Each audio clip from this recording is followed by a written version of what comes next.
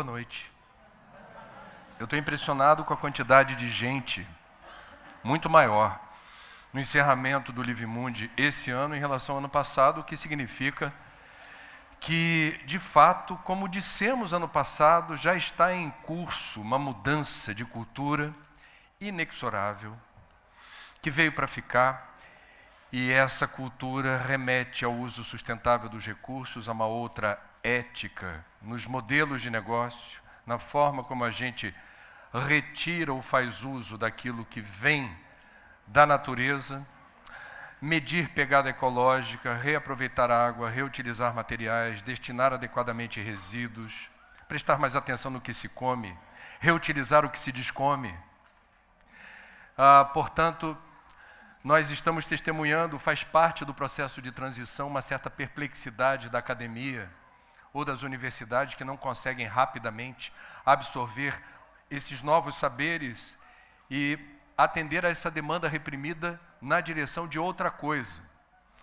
Daí os coworkings, daí as startups, daí os think tanks. Eu detesto expressões em inglês, mas elas nasceram de um primeiro mundo igualmente perplexo com o atraso ou a letargia do establishment perceber que a mudança já é. E quando cheguei ao Parque Lage, veio assim muito claramente o enredo da conversa que tivemos ano passado. Eu comecei a conversa falando de novas expressões como ecocídio, como antropoceno, falamos das tecnologias sustentáveis, falamos de novos modelos de negócio e falamos desse processo cultural em curso. Quem diria que naquela época poderíamos supor que no intervalo de tempo tão curto, um ano, testemunhássemos, a partir da eleição legítima do novo presidente da República, uma operação desmonte de políticas de Estado, não de governo, o estigma da palavra ativismo, o estigma das ONGs, como se todas as ONGs do terceiro setor tivessem o mesmo escopo, todas estivessem posicionadas no tabuleiro político partidário, todas fossem de esquerda. Isso me deixou, num primeiro momento, perplexo. E no auge da minha perplexidade, eu resolvi fixar na minha página no Twitter um insight que eu tive que resumia nas seguintes palavras, se me permitem. A proteção ambiental não pertence a nenhuma corrente política ou ideológica. Sustentabilidade é sinônimo de sobrevivência. Quem ideologia o debate ambiental age por ignorância ou má fé. Isso eu escrevi em novembro de 2018.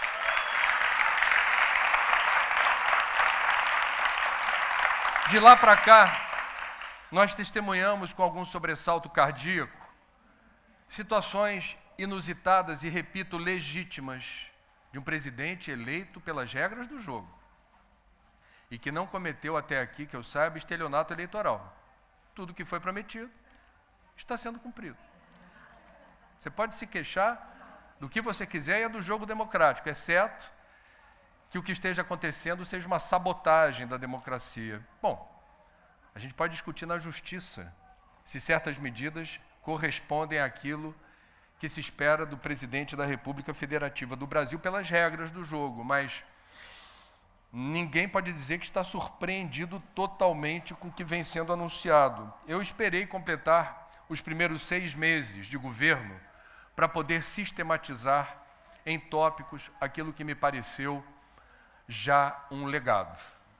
Ou seja, se interrompesse hoje, por alguma razão, chegasse ao fim hoje, o mandato do atual presidente, já teríamos um legado bastante substancial e ruim do ponto de vista de políticas de Estado na área ambiental. Se me permitem, eu vou tentar passar o mais rápido possível por isso, porque tem tantos obreiros aqui na área ambiental fazendo a diferença em favor de um mundo melhor e mais justo, que é um mundo sustentável, que talvez não estejam a par de certas notícias.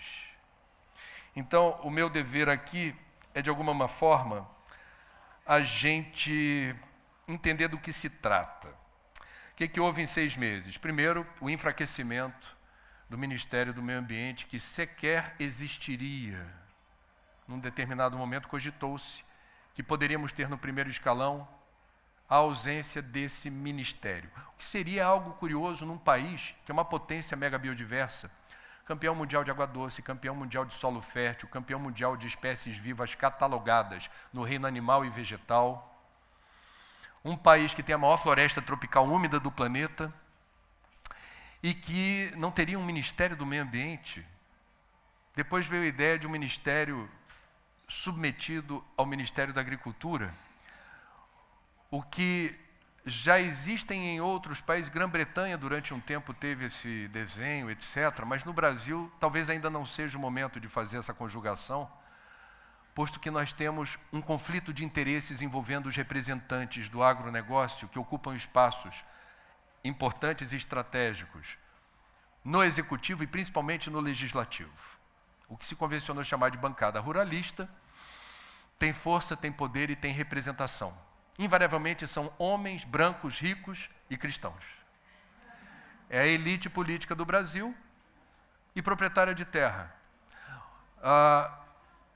E legislam em causa própria, em boa parte dos casos.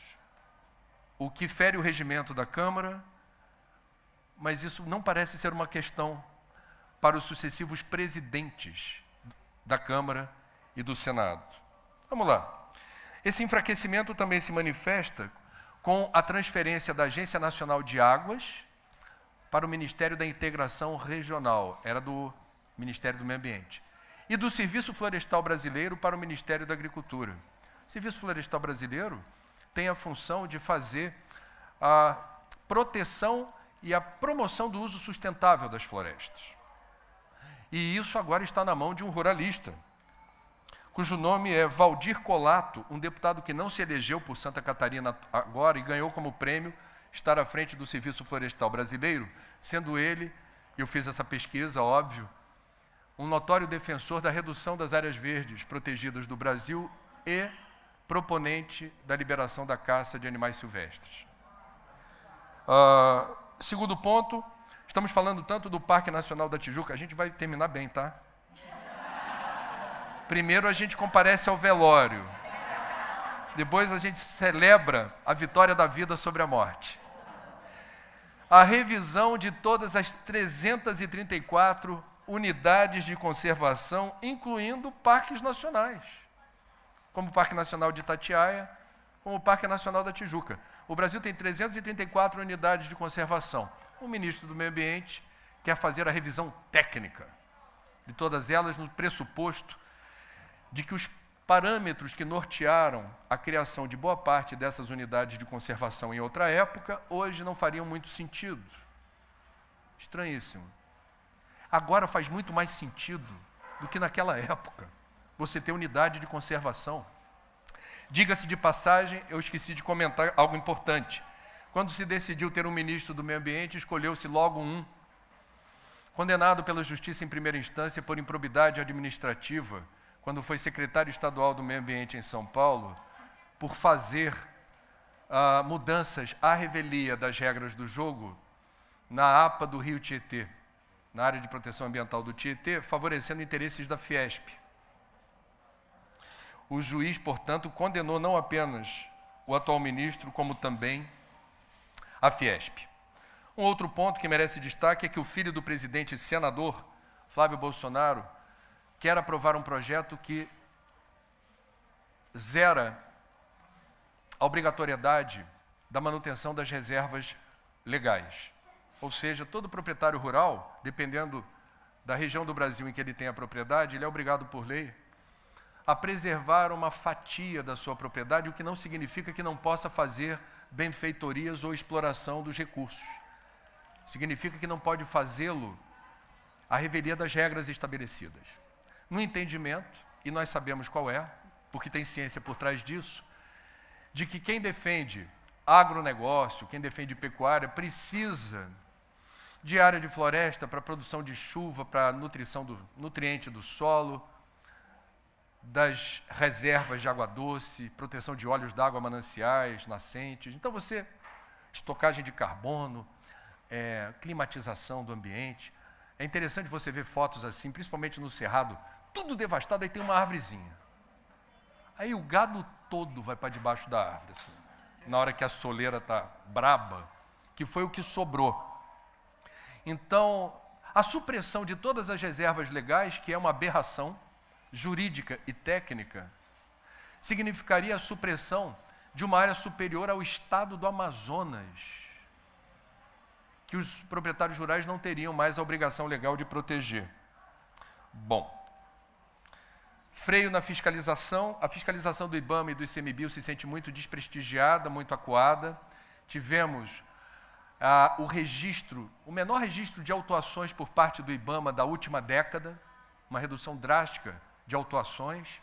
A criação é inacreditável de uma instância federal para que as pessoas físicas ou jurídicas multadas possam ter naquele ambiente o direito de questionar a multa, ainda que não reclamem, ainda que você não oficialize uma queixa porque houve injustiça na multa aplicada a mim. É o Estado se precipitando e dizendo, aplicou a multa, mas antes do infrator se manifestar, vamos aqui discutir se essa multa é, digamos, legítima, se não houve assim um excesso do fiscal. O que soa esquisitíssimo. Na democracia, toda pessoa que seja multada tem um direito legítimo, legal, de questionar a multa.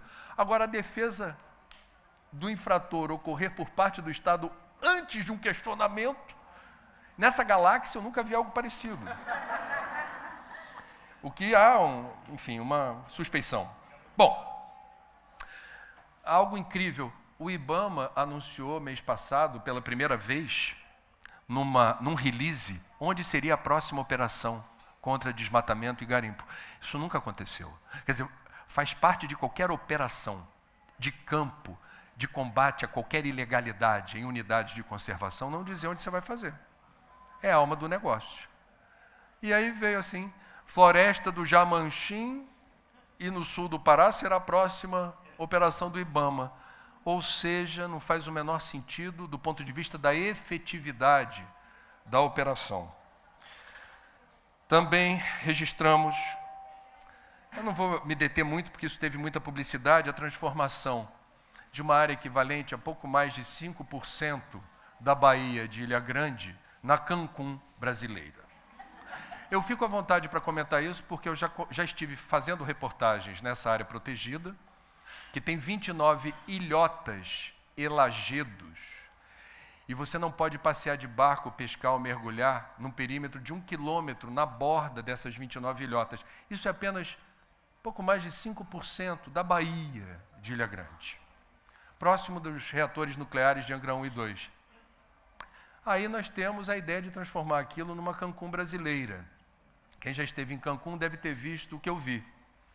É um cinturão de resorts, todos muito caros, que transformaram as praias paradisíacas do Caribe em praias particulares. Só 2 praias públicas, a biodiversidade marinha das águas do Caribe, que são encantadoras, é pobre. Aqui, nas águas quentes do sul, com outras propriedades e por outras questões, você tem mais fartura de pescado, são mergulhos mais prazerosos. Lá, o barato é ver água transparente. Para procurar peixe, você vai ter que gastar diesel de barco, procurando em outros lugares. E os turistas que chegam em Cancún curtem assim a noitada, as praias particulares, porque na hora de querer conhecer algo interessante, você sai de Cancún para ir Isla de las Mujeres, para ir para as pirâmides,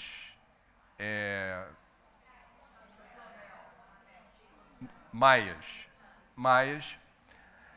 Eu faço uma confusão com maia e inca, que é algo que os ancestrais indígenas me amaldiçoam. Os parques temáticos, etc. Você tem que sair de Cancún. Ecoturismo não combina com Cancún. Ecoturismo é o que garante receita, geração de renda e emprego na Ilha Grande. As pessoas vão para lá buscando o quê? Desoneração de muvuca. Eu quero curtir algo que no Rio de Janeiro eu já não consigo com tanta tranquilidade. Eu vou para lá. Portanto, com todo respeito, Cancún não é algo que salte aos olhos de quem conhece Cancún. Fora a mobilidade problemática de se chegar a Angra, pela Rio Santos, uma estrada mal conservada, sujeita a muitos deslizamentos, e agora com questões de território, que tem dono ali, e o bicho está pegando, do ponto de vista dos donos do pedaço. Temos questões complexas. Bom, tivemos no mês de março o afastamento compulsório do fiscal do IBAMA, que multou o então deputado federal, hoje presidente da República, 6 anos atrás, no flagra, com barquinho e vara de pescar numa área que não era para estar ali. Não seria inteligente avalizar o afastamento, porque sugere que houve aí uma retaliação ou uma vingança. O princípio da impessoalidade norteia a ocupação de cargos públicos. Você, quando chega a ocupar o poder ou um cargo público, você não pode fazer uso de um cargo público para agir de acordo com o interesse pessoal, mas sim do interesse público.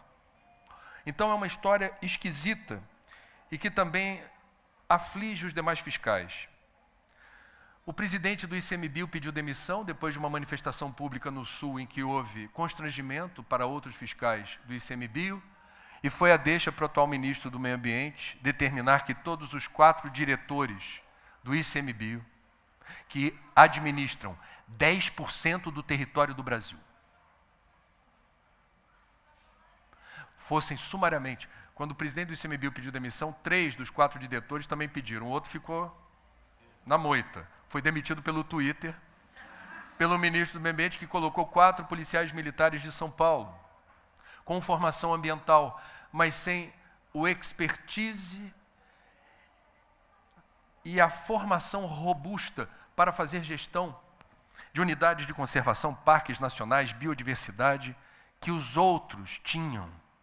Portanto, em tese, a gente não está fazendo juízo de valor das pessoas que hoje ocupam as direções, mas a gente está afirmando, elas não têm o nível de conhecimento e expertise que os antecedentes tinham. E isso é empobrecimento. Bom, nós tivemos o desmantelamento da política climática, não sediamos a COP25, que vai acontecer no Chile.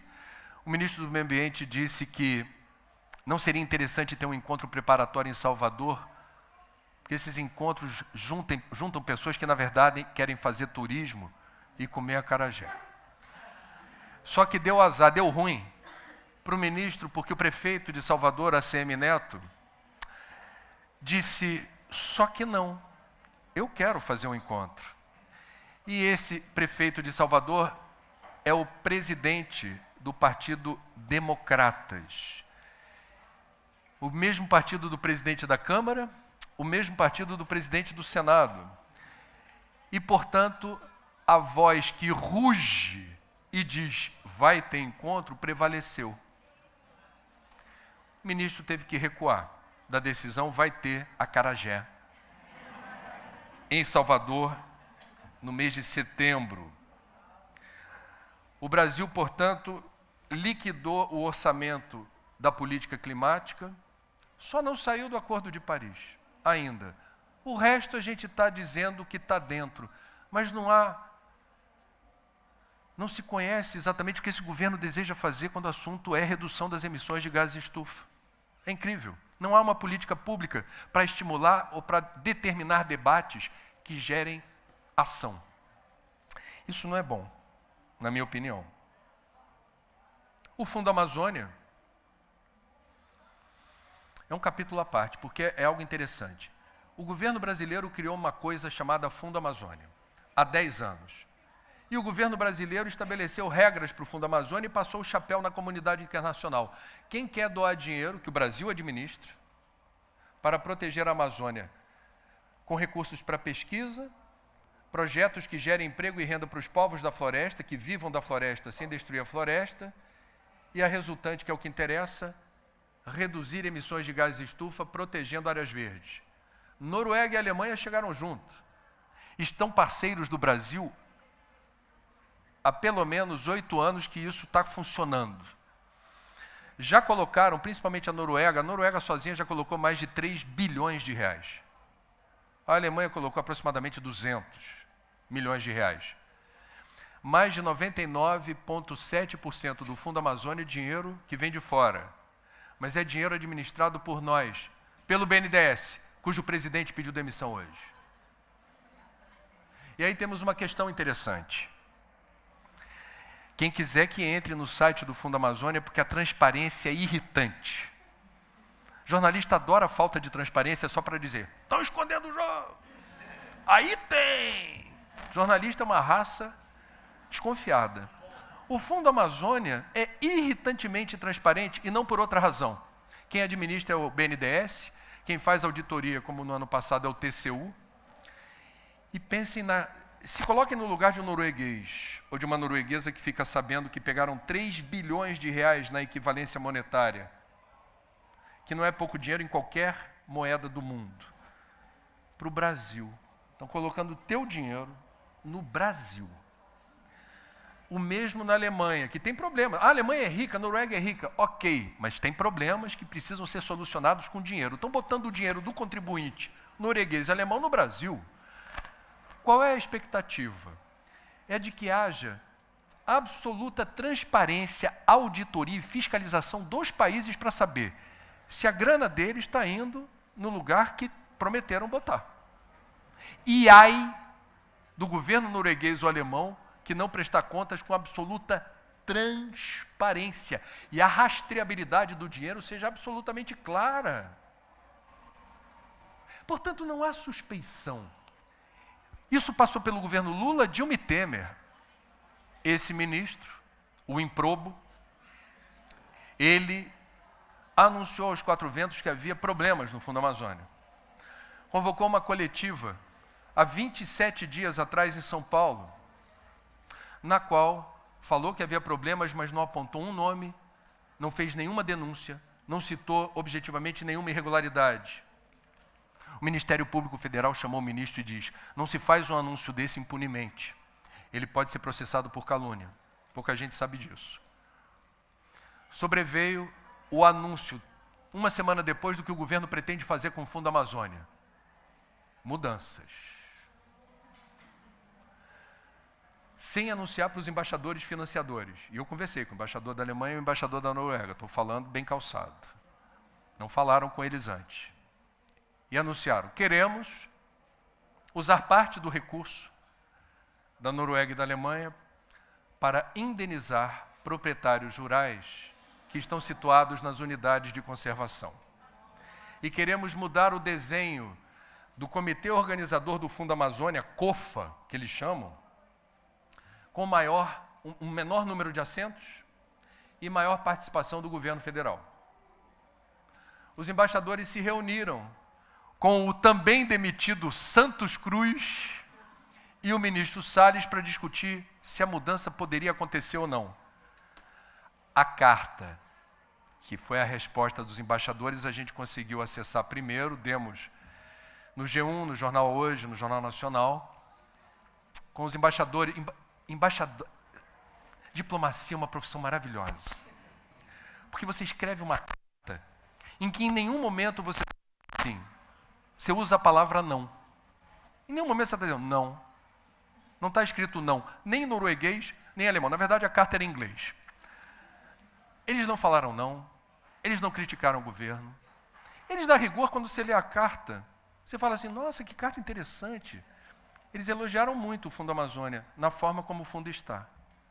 Nas entrelinhas, o que eles estão dizendo, mas gritando, urrando é, time que está ganhando não se mexe.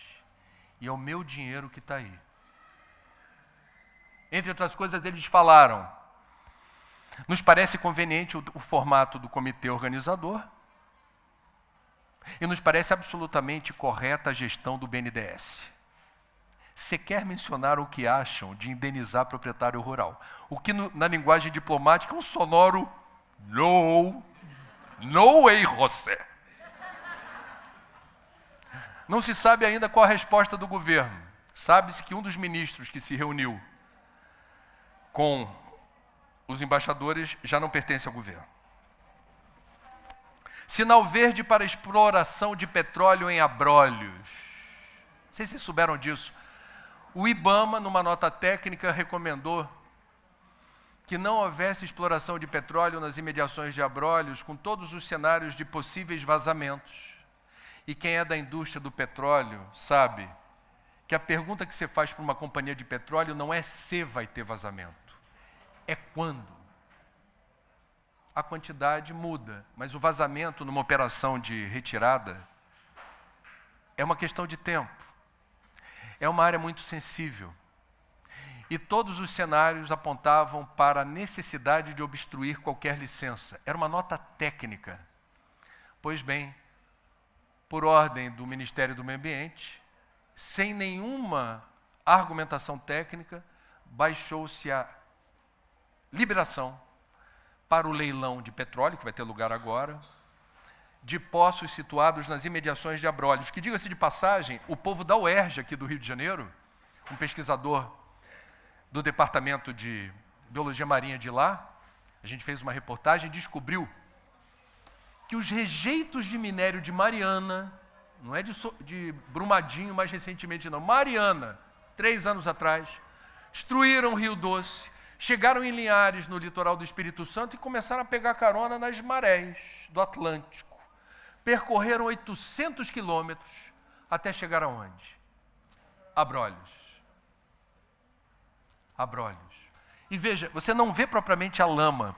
É que esse pesquisador faz o estudo com os corais. E ele conseguiu, traduzindo no jargão dele, pegar digital, o DNA da laminha de lá, e começou a pegar nos corais, eu tenho as imagens, eles pegam uma furadeira dessas submarina, entra no coral e pega o que está lá dentro, que é a filtragem da água. Eles encontraram a partícula com o mesmo DNA do rejeito de minério de Mariana, da Samarco, #Vale. Vale. Portanto, Abrolhos, que já sentiu o gostinho do rejeito da Vale, agora provavelmente, Deus queira que não, está sujeita ao gostinho de óleo de um mundo que declarou guerra ao aquecimento global e que não deveria dar por ano o que está dando de subsídio para petróleo, que é algo em torno de 5 trilhões de dólares por ano. Não passou no Congresso porque o Senado não quis avaliar com pressa o que a Câmara aprovou, que é um código florestal mais frouxo do que já era. Você tem a menor parte dos proprietários rurais que não entregou até agora o Cadastro Ambiental Rural, o CAR. Para que serve o cadastro? Eu sou proprietário rural, esse é o meu pedaço de terra, e eu vou entregar para o governo qual é a situação em relação ao que o código estabelece como regra. Se eu estiver devendo a composição da vegetação, eu me comprometo através do CAR a restabelecer o verde aqui. Quem não entregou o CAR está suspeito. Está numa condição difícil. Já se passaram 6 anos, não, já tem 7 anos do Código Florestal aprovado. Quem não entregou até agora o cadastro está numa situação esquisita. Essa minoria responde por aproximadamente, são 5% dos proprietários rurais do Brasil só, respondem por aproximadamente 20% das propriedades do país. Não estão quites com a lei. Qual é a solução? Em vez de cumprir a lei, vão mudar a lei. Foi isso que passou na Câmara. E o alcolumbre do Senado falou, acordo de liderança, a gente não vai votar isso rápido, porque isso aí é sensível, isso aí é problemático. Caducou a medida provisória. O governo já está vindo aí com outra medida provisória ou projeto de lei. O governo, não é mais a bancada ruralista. Portanto, o governo está avalizando um procedimento que premia o infrator. Quem se esforçou para apresentar o cadastro no tempo certo, que é a maioria absoluta, está vendo agora a minoria que não fez o dever de casa, em vez de cumprir, mudar a lei. Daqui a pouco a gente encerra bem, tá? A vibração está caindo, mas daqui a pouco, dos 15 tópicos eu já estou no 14. Nunca se viu na história desse país, eu fui a São Paulo ver de perto, pedi licença à Globo News. São Paulo tem um monte de repórter, da Globo e da Globo News, eu falei, eu quero ir. Aí como a gente é meio abusado, depois de 30 anos de casa, eu sou sócio fundador da Globo News, a gente brinca falando isso.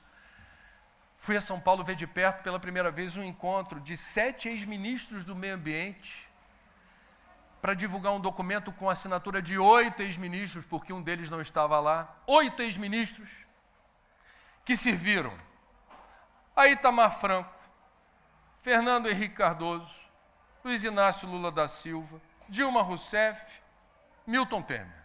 Mesmo ministros que serviram ao mesmo governo não têm a mesma visão de gestão ambiental. E, por vezes, não quero fazer fofoquinha, não se bicam. Portanto, cada cabeça uma sentença, cada ministro tem o seu jeito de fazer as coisas. Eles se sentaram juntos, reconheceram as diferenças entre eles e disseram: por que estamos aqui pela primeira vez na história da República Federativa do Brasil, que tem Ministério do Meio Ambiente desde a década de 90 para cá? Porque está tudo errado.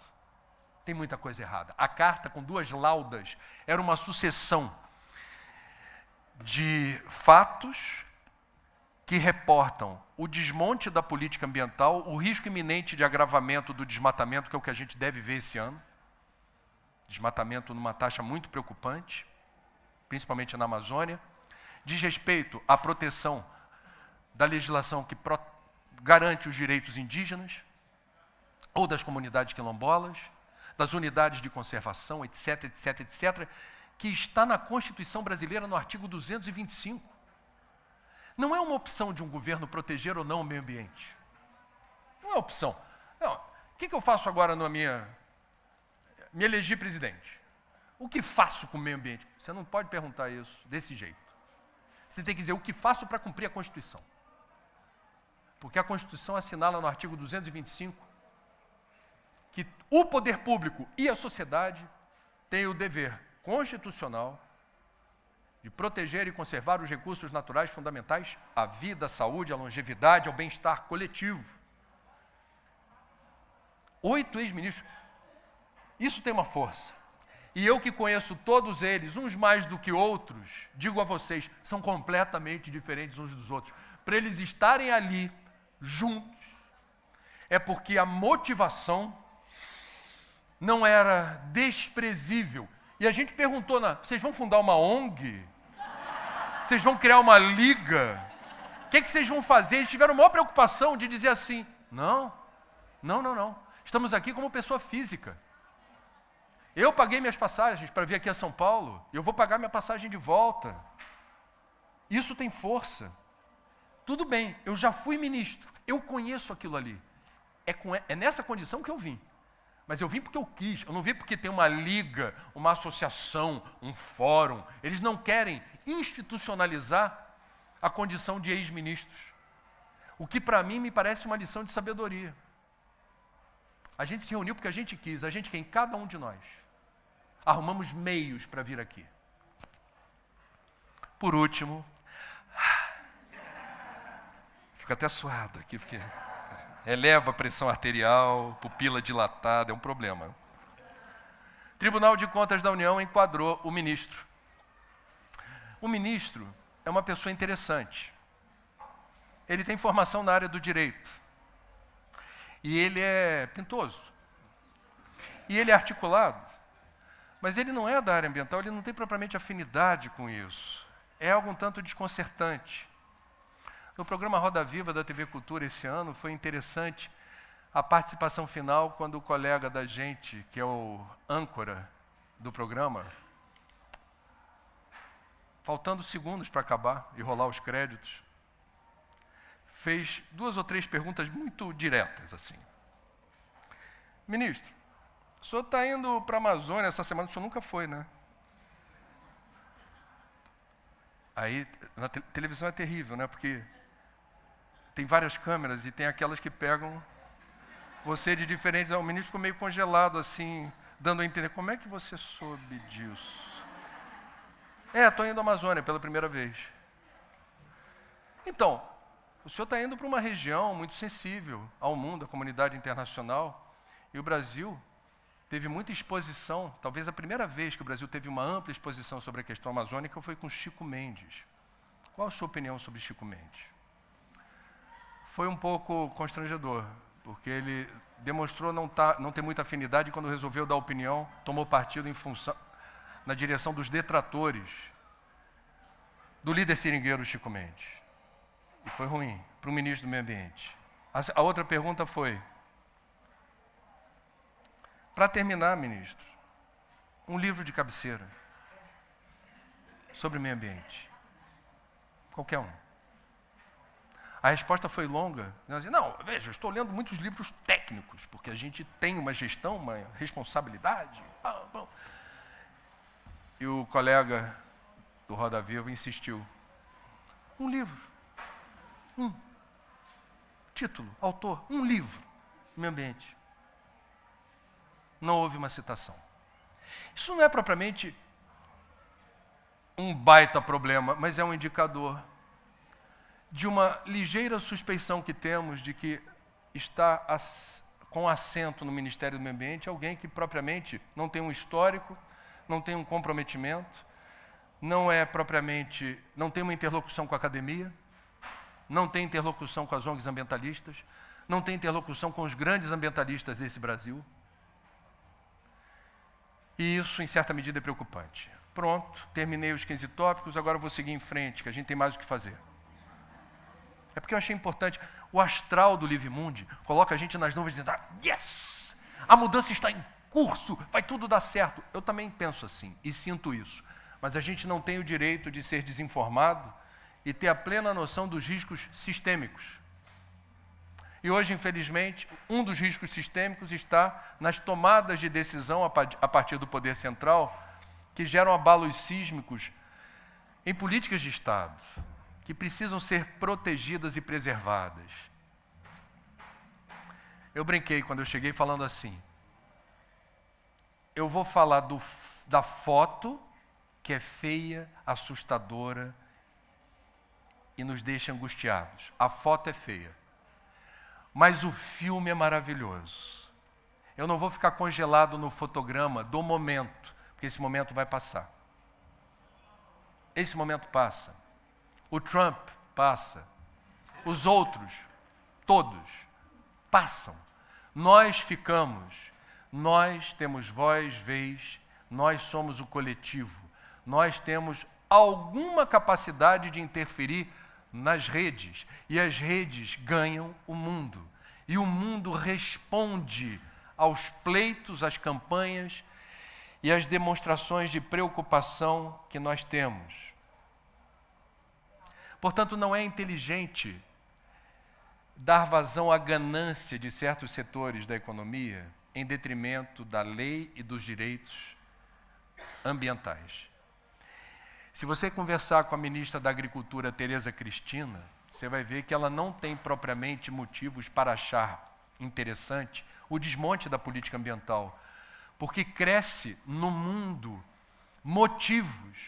os motivos para você boicotar ou não priorizar como parceiro comercial países que não respeitam legislação ambiental ou são taxados de países que perseguem minorias.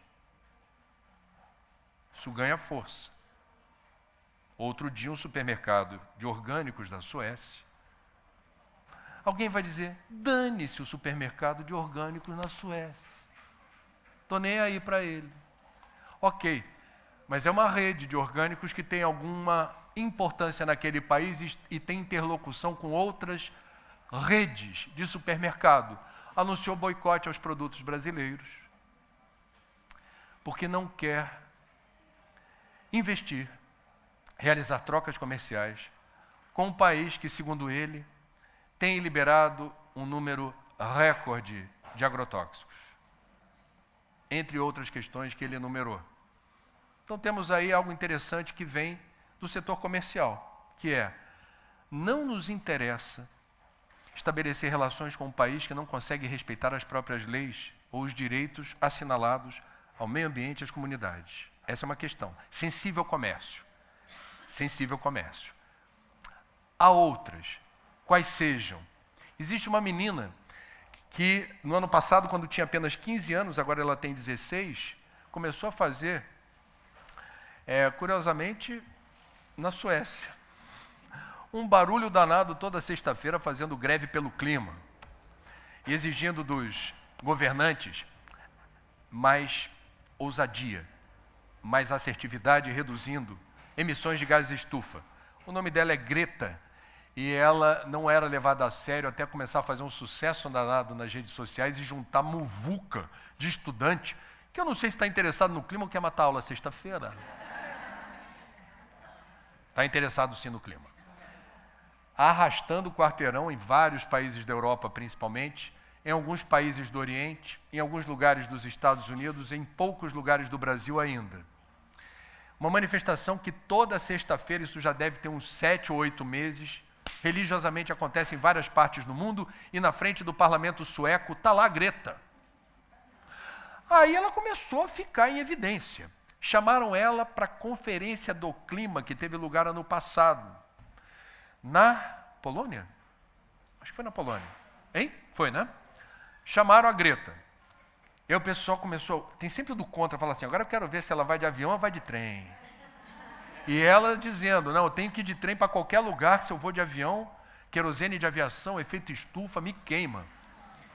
Ela foi para a Conferência do Clima, fez o maior sucesso, deu um carão nos representantes dos países, aí foi convidada para onde? Para o Fórum Econômico Mundial de Davos, na Suíça, o encontro da elite econômica e política do mundo.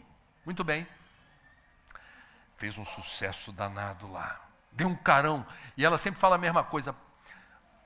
Quando o político dizia, vai estudar, menina. Está matando aula. Ela fala assim, vou estudar por quê? Se o que eu estou aprendendo não faz sentido para um futuro que você está boicotando, está esvaziando. O meu futuro não fazendo hoje o dever de casa. Vocês que não estão fazendo o dever de casa. E os pais da Greta virou capa da Time, coisa de um mês atrás. Bonita, capa da Time, vestidinho verde, bonitinho. E foi indicada para o Prêmio Nobel da Paz. Os pais da Greta dizem que essa mobilização intensa dela vem, entre outros fatores, claro, de uma curiosidade. Ela tem Asperger, que é uma variação do autismo. O Messi, que está no Brasil disputando a Copa América, também tem Asperger. E uma característica de Asperger, dizem, quem convive, quem conhece, é que quando você compreende que algo é assim, isso é o certo, é isso que se espera, mas não é isso que acontece, você entra em crise, você não entende por quê, que o que é claro, o que é lógico, o que faz sentido, não é o que acontece, você surta. Quando a Greta entendeu o que era aquecimento global e compreendeu que havia um acordo do clima, mas que não estava sendo cumprido, ela entrou em crise. E os pais testemunharam isso dentro de casa. E ela começou a ter ideias. E uma ideia era, não vou estudar sexta, eu vou para o parlamento. Uma filha, vai fazer o que no parlamento? Eu vou com um cartaz grandão. Sensibilizar esses caras para fazer o que eles precisam fazer. A gente precisa fazer mais. Isso tinha verdade. Os pais falaram, melhor ir. Vai com Deus. Depois você compensa a aula, conversa com o professor. Isso viralizou o mundo afora. Portanto, o mundo que a gente está vivendo é um mundo onde nem o Trump, quando se elegeu prometendo carvão mineral bombando, essa semana eu dei no Estúdio I da Globo News o placar da evolução da energia solar no mundo. Em primeiro lugar está a China. No ano passado, mais de 3 Itaipus em capacidade instalada de placa fotovoltaica. Estados Unidos apareciam em terceiro lugar no que investiram no ano passado, 2018, na era Trump. E na capacidade instalada de tudo que já foi investido em solar na linha do tempo, os Estados Unidos aparecem em segundo lugar atrás da China, na era Trump. Aí alguém vai dizer, mas como é possível? Ele não saiu do acordo do clima, ele não defende o carvão? A resposta poderia ser aquela que um assessor econômico do ex-presidente Clinton deu para explicar qual é a diretriz que norteia o humor do eleitorado americano. A resposta dele foi, é economia, estúpido. O solar é um excelente investimento, porque a taxa de retorno do capital investido é mais rápido. E ainda posa bem com os ambientalistas, que são chatos pra caramba. Portanto, o solar dá um banho no país do Trump, apesar do Trump. E graças ao Trump, A Califórnia se tornou, que é o estado mais rico e populoso daquele país, nos últimos tempos, do ano passado para cá, aprovou 2 ou 3 leis que, bem compreendidas, significam pequenas revoluções no establishment. Por exemplo, toda nova edificação na Califórnia, toda, precisa ter telhado solar. Você começa a ter o que aí? Um input na indústria solar, porque tem o cara que transforma silício em placa voltaica, tem o outro que disponibiliza o conversor, tem o outro que bota o reloginho, tem o outro que faz a instalação. Você começa a ter financiadores. Eu acompanhei aqui no Rio de Janeiro a fundação, a inauguração de 2 telhados enormes que a gente não consegue ver porque eles estão escondidos no alto. O Aqua Rio tem um telhadão solar. E o CADEG em Benfica, lá do bolinho de bacalhau. Telhadão. Aí você fala, por que eles fizeram isso? Olha que loucura, esse é o novo modelo de negócio do mundo sustentável. Nem o Aqua Rio, nem o CADEG botaram 1 centavo aí. Ah, então, como aconteceu? Há quem financie e diz assim, quando você está pagando de luz para Light, X, bom, me paga metade disso durante 15 anos. Eu instalo e administro o telhado e te forneço a mesma energia. Top? O que vocês diriam? Claro. Primeiro, você não acredita. Pegadinha, não é possível. Chama o jurídico. Chama o jurídico. Lê aí, jurídico. É isso mesmo, estão prometendo isso. Mas eu pago isso daí mesmo? Paga. 15 anos só? É. E depois de 15 anos? O patrimônio é meu. O telhado é meu. Eu posso continuar com ele ou não. Estou dentro. Conversem com o Marcelo Spillman, diretor do Aqua Rio, conversem com o diretor da CADEG, cujo nome eu não lembro agora. Estão felizes da vida dizendo assim, reduzi minha conta de luz, estou com excedente de caixa. E quem fez o investimento está rindo de orelha a orelha, dizendo, me dei bem. Estou operando no lucro. Fiz a instalação e estou com capital de giro durante 15 anos, por contrato, porque se ele romper, a brincadeira fica ainda mais interessante, do ponto de vista do arame e do pataco. Esse é o mundo que a gente está vivenciando. Os tomadores de decisão, infelizes, ignorantes, que agem de má fé, são aceleradores de partículas. Não me peçam nomes, os que estão aí. Por que são aceleradores de partícula? Uma das razões pelas quais me permita aqui mediunizar. Disso eu entendo. Se não tiver influência de encosto, o que eu vou falar é verdade. Uma das razões pelas quais o festival esse ano teve mais gente, vocês conseguiram com mais facilidade, ou pelo menos houve mais atratividade para diversificar, é o ambiente hostil. Você está confirmando. Então, meu anjinho da guarda está mandando bem aqui. Significa dizer, meus amigos, que a gente cresce na diversidade. E a gente sabe que está do lado certo da história. Portanto, eles passam. Nós estamos preocupados, não é com a taxa de retorno do capital investido de quem quer maximizar o lucro no menor intervalo de tempo. Esse mantra do capitalismo, e que países ditos socialistas como a China também praticam. Eu tive na China. Se diz comunista, mas o capitalismo emergente de lá é voraz. Portanto, não faz sentido a gente achar que o melhor desenho para qualquer negócio público ou privado seja maximizar o lucro no menor intervalo de tempo possível. Invariavelmente isso não é sustentável. Nós estamos aqui tendo a coragem de repensar o modelo. Nós temos aqui a oportunidade que esse evento, dentre outros, oferece, não apenas de falar, mas de compartilhar experiências que estão dando certo. Eu tive o prazer de ver aqui, para citar apenas um exemplo. É bom citar exemplos. O Ciclo Orgânico, que é essa organização que essa é a empresa, que já deu certo, vai buscar de bicicleta o lixo orgânico da tua casa, porque não quer emitir gases de estufa, faz a compostagem, devolve o composto para você, você vai pagar pelo peso.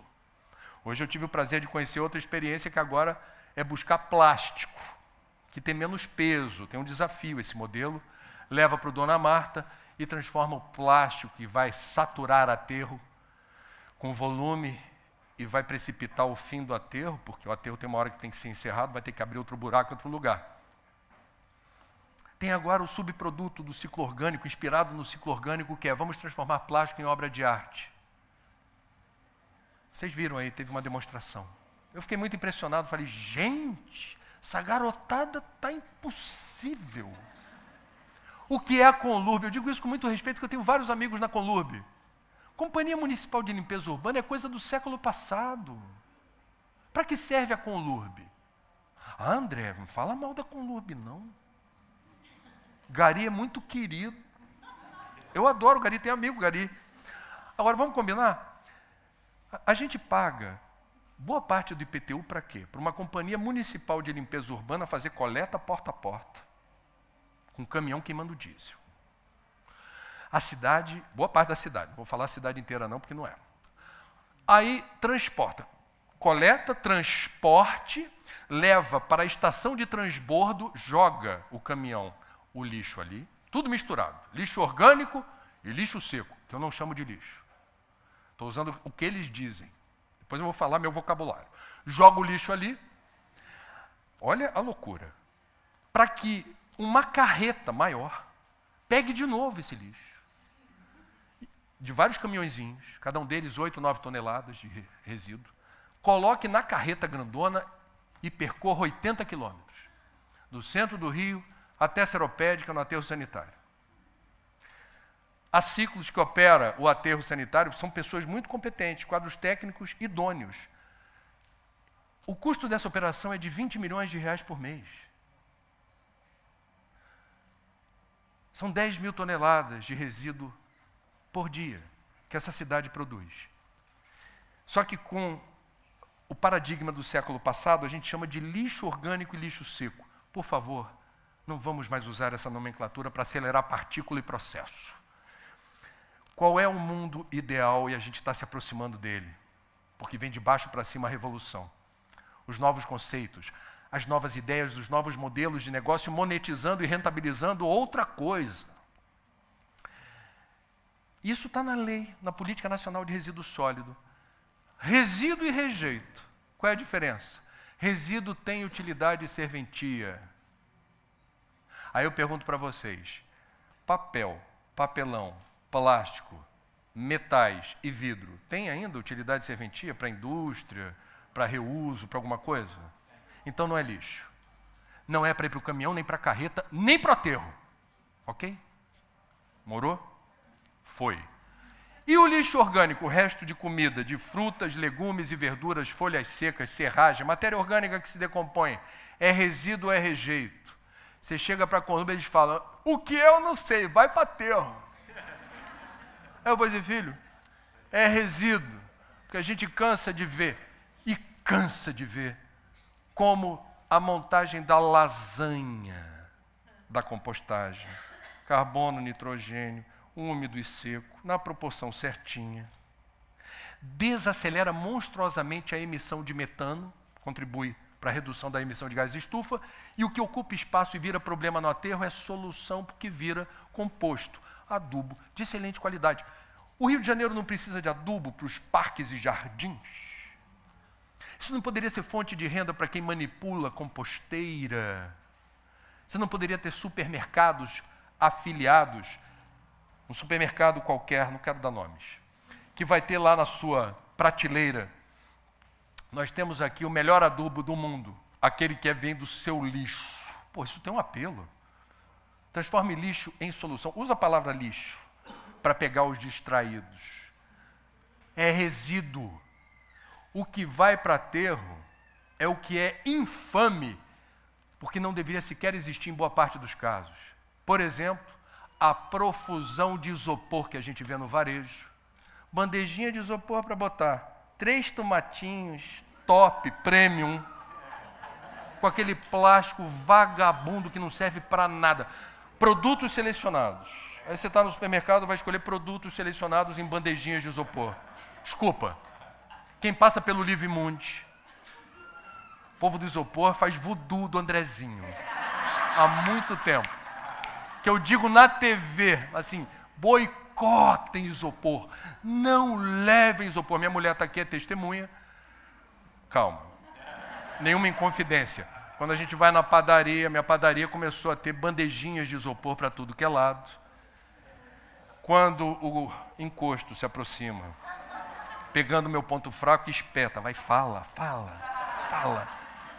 E eu digo assim, primeiro eu espero a moça do caixa.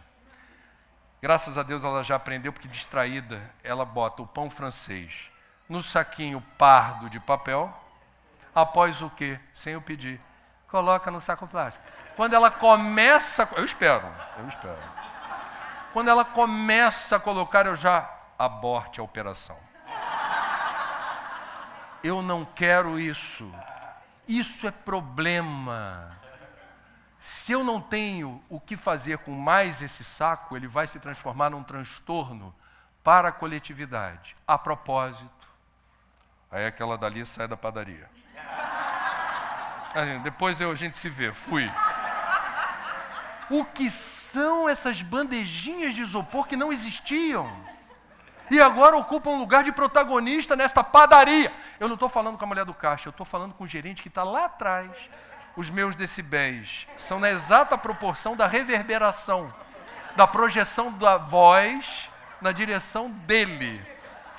Isopor demais aqui. Isopor é da família dos plásticos, com um problema. Catador não se interessa, porque é muito levinho e é muito baratinho. Não me venha dizer que é reciclável. A reciclagem não é uma panaceia, não resolve todos os problemas. Com todo respeito, prestem atenção como se dá a reciclagem de certos produtos, porque para reciclar qualquer coisa você vai precisar de água, produtos químicos, energia e vai gerar esgoto. Portanto, não por acaso, os antigos ambientalistas que falavam dos 3 R's, reduzir é o primeiro, reutilizar é o segundo e o último, o infame, é a reciclagem. Significa dizer, a reciclagem é quando não há outro procedimento. Sabe quando você vai espetar uma caneta Bic na traqueia da pessoa para ela respirar? Chocante isso, né? Agora já pronto, falei. Não há o que fazer, a pessoa está morrendo na tua frente, asfixiada. Aí você viu num filme. Grey Anatomy, pode ser? Eu sou do tempo do ER. Você vai, me dá uma caneta Bic. Me dá uma caneta Bic. Enfia na traqueia. Vai salvar a vida? Tomara. É o mal menor. A reciclagem, com todo respeito eu digo isso, é o mal menor. Economia circular não considera a reciclagem num primeiro momento. A ideia não é reciclar, porque a natureza não gera lixo. Não existe lixo na natureza. Eu brinco com os meus alunos da PUC, dizendo assim, o que vocês acham das baratas, ratos, abutres e hienas? Aí que nem aquele desenho Divertidamente, né? Divertidamente. O nojinho fala, ai, professor...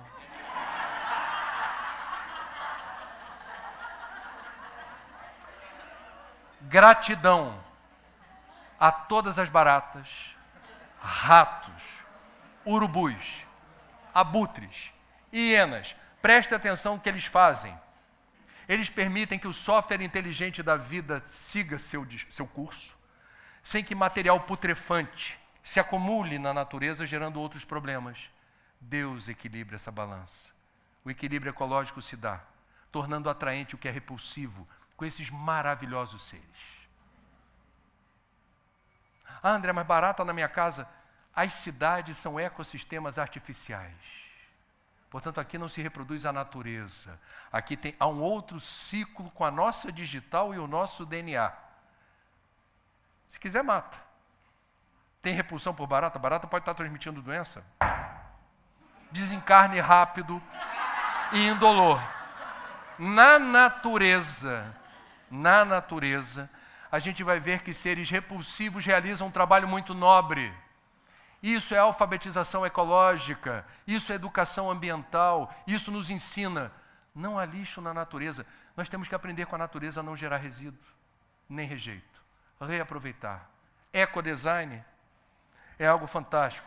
Steve Jobs, já que eu falei do meu lado mediúnico, provavelmente nesse momento, me diz aqui uma fonte que eu não sei se é confiável, há um profundo reconhecimento por ele ter permitido que mais pessoas pudessem estar interligadas, infelizmente transmitindo muita porcaria online. Mas nada é perfeito, a gente vai evoluir, vai fazer disso uma ferramenta boa para a mudança que interessa. Agora, por que ele vai arder um tempo no mármore do inferno verde? Porque isso daqui, além da obsolescência programada, gerando o gênero de resíduo que mais cresce no mundo, que é o lixo eletrônico, não é passível de um desmonte rápido. E aqui tem muitas peças valiosas, que tragicamente, para você recuperá-las, exige um trabalho que não necessariamente deveria existir. A genialidade do Jobs e da Apple deveria estar a serviço do ecodesign. Eu vou bolar smartphone. Infelizmente, não dá ainda para ter uma obsolescência programada mais generosa. Vai colapsar em 3, 4 anos. So sorry. Agora, na hora que colapsar, vem junto no kit do smartphone uma chavinha, um manual de instrução dizendo, clique 3 vezes aqui, 2 vezes aqui, e o smartphone faz assim. E os metais pesados estão ali, o ouro, o níquel, o cobre estão para cá, o plástico está para cá, o vidro está para cá. Segue viagem. Está faltando isso. Isso já está em curso, isso vai acontecer, mas a gente precisa falar mais sobre isso. Podemos abrir para pergunta e interagir? Então vamos nessa.